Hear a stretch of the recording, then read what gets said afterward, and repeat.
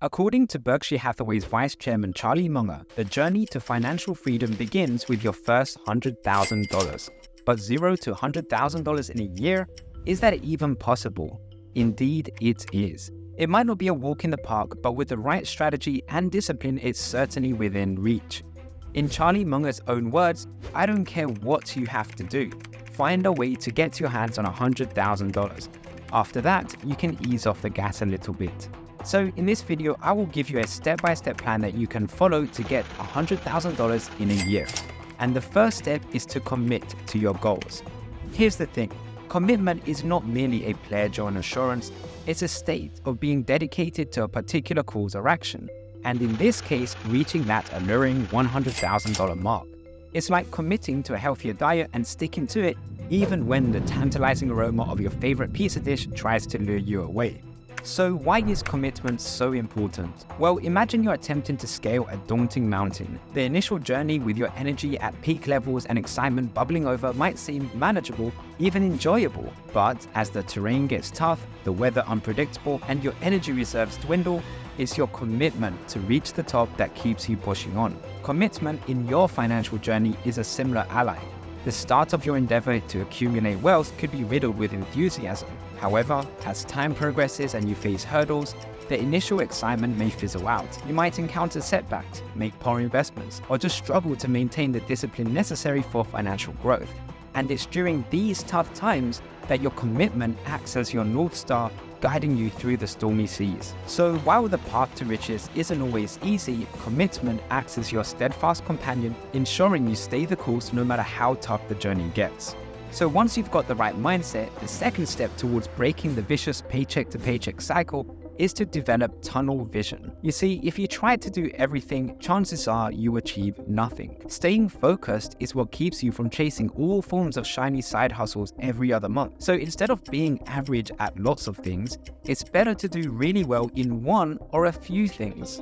Okay, I know what you're thinking, but don't most wealthy people have multiple income streams? Yes, that is true. Most wealthy individuals do have at least 7 multiple income streams, but most of these are passive income streams. The rich did not build their net worth via #grinding. They did so by focusing on either a high income career or a business. So if you plan to make $100,000 driving an Uber after work hours, then showcasing a wild lifestyle to a dozen followers, and later running an online e-commerce store, you are setting yourself up for failure. So it's important to stay focused on what is going to get you the best results in the long term. Which brings me to the third step, which is to level up your income. So it doesn't matter how much you scrimp and save, it's going to be very difficult to hit $100,000 in your bank account if you're living paycheck to paycheck.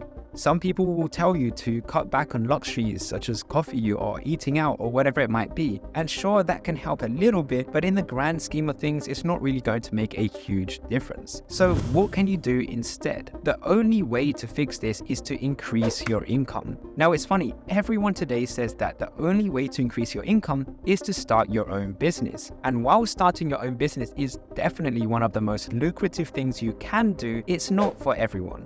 And the reality is, you don't need to start your own business to increase your income. In fact, statistics show that one of the best ways to increase your income at a job is to change companies every few years. If you rely on the company you work for to give you a raise, your income likely won't increase by much. But studies have found that if you change jobs often, you can double or even triple your income a lot faster than those that stay in the same company for many years. And if working for someone isn't your thing, then starting your own business arguably gives you the greatest income potential. You can start your own business by taking whatever skill or skills you have in your own job and start offering this to people in return for money. Good places to win your first clients without even needing to spend any money yourself on attracting clients are by going to freelancing websites such as Upwork and Fiverr. But you might be wondering, how do you get the most money for your skills, whether it's in a job or for your own business? Well, this brings me to the fourth step, which is adding 10x value. The more value you provide to people, the more you'll likely earn. But don't just aim for a little bit more value, aim for 10 times more value. Let's illustrate it this way.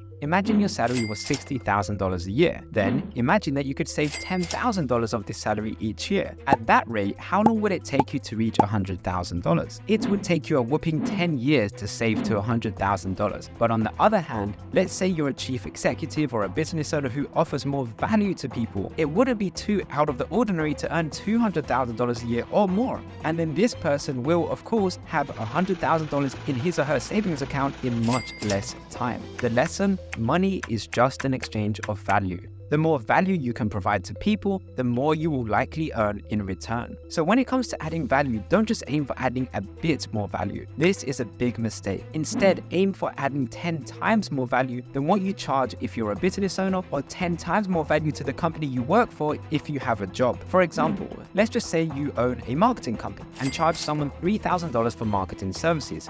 You want to make sure that if you want to get paid $3,000, you want to make sure that they are getting at least $30,000 worth of value in return. And why is this so important? Because it makes your services an absolute no-brainer, because who wouldn't pay $3,000 to get $30,000 worth of value in return? So whatever you want to make sure you offer 10 times more value in return. And if you offer others more value, more money will flow in as a byproduct of your skills. Step 5 is to save and reinvest.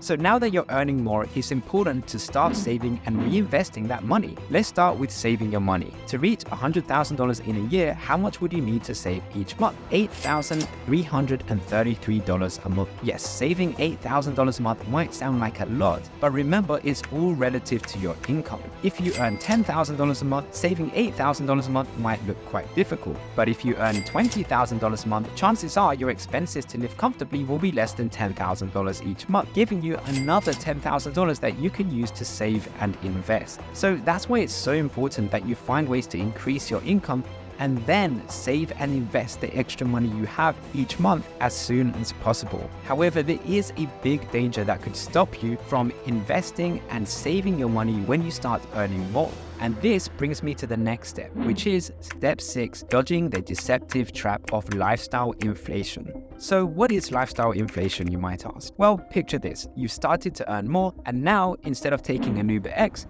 you're tempted to get the Uber Lux everywhere. Or you've begun thinking that your humble abode could do with an upgrade to a swankier neighborhood. That, my friends, is lifestyle inflation. It's when your expenses swell up in proportion to an increase in your income. And the main problem with lifestyle inflation is that it can sabotage your savings and thereby your path to that elusive 100K. You see, it's a slippery slope. Today it's an Uber Lux instead of an Uber X. Tomorrow it might be first-class flights instead of economy. And before you know it, you're not saving or investing as much as you initially planned. The way to avoid it is to keep a keen eye on your spending habits. Yes, it's fine to treat yourself occasionally, but it's crucial to keep the overall lifestyle costs in check. Every time your income rises, make sure the proportion of your income that goes into savings and investments also increases. Keep your standard of living at a comfortable level, but remember not to get carried away by the winds of increased income. And finally, step 7 is to scale up for maximum growth. Money, you see, isn't just a means for buying goods or services. It's also a tool to create more wealth. That's why you probably heard of the saying, the rich get richer. So how does one do this, you might wonder? Well, it's all about smart investments. This could be reinvesting into your business, or it could be investing in stocks, bonds, or other businesses. It could also be putting your money into a high yield savings account instead of just an average savings account. The point is, you need to find opportunities where your money can work for you, not the other way around. Remember though, every investment does come with a level of risk. So once you do reach your goal of hitting $100,000 by following the steps in this video, here are the top investing mistakes that you need to avoid. So click the button on the screen to watch the next video, and I'll see you on the other side.